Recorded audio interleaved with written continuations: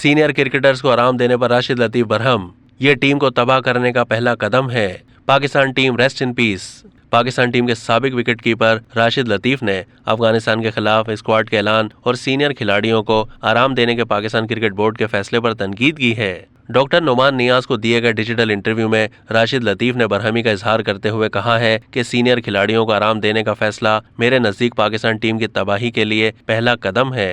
उन्होंने कहा है कि हमारे प्लेयर बड़े अरसे के बाद आईसीसी की रैंकिंग में आने लगे थे।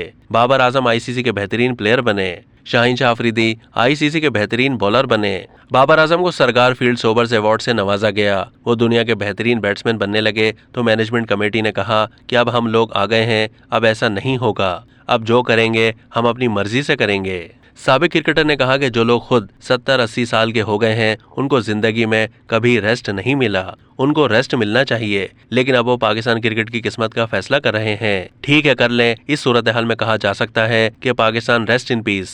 दूसरी जानिब अफगानिस्तान के खिलाफ T20 सीरीज के हवाले से बात करते हुए राशिद लतीफ का कहना था कि हार जीत का फैसला अभी नहीं किया जा सकता। बस इतना कहूंगा, जो गलती भारत ने की कि नए परफॉर्म करने वाले लड़कों को हायर किया, ये सूरत हाल टीम को तोड़ती है। अगरचे कुछ प्लेयर अच्छा परफॉर्म कर सकते हैं, लेकिन क्या वो टीम में ठहरेंगे? इसके बाद किन लड़कों को रखा जाएगा, किन को नहीं? मेरे ख्याल से ये टीम को तबाह करने का पहला कदम है। अब तक के लिए इतना ही। मजीद मालूमात के लिए डेली जंग के YouTube चैनल को सब्सक्राइब कीजिए।